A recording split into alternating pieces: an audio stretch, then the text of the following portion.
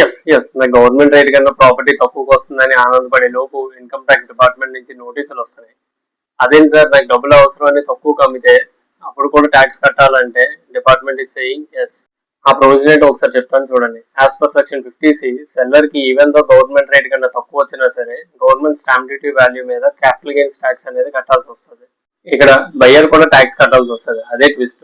As per section 56(2)(10), buyer ఇచ్చిన amount into 110%, అక్కడ ఉన్న గవర్నమెంట్ వాల్యూ, ఆ రెండింటి యొక్క డిఫరెన్స్ మోర్ దెన్ 50,000 ఉన్నట్టయితే ఆ డిఫరెన్స్ ఏదైతే వచ్చిందో దాని మీద ట్యాక్స్ కట్టాల్సి వస్తుంది. దీన్ని ఒక ఎగ్జాంపుల్ తో చూద్దాం రండి.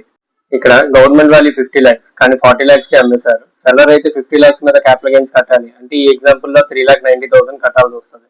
బయ్యర్ ఆ డిఫరెన్స్ 10 lakhs మీద ట్యాక్స్ కట్టాలి. అస్యూమింగ్ ట్యాక్స్ రేట్ 30% అనుకుంటే ఈ కేసులో 3,12,000 కట్టాల్సి వస్తుంది.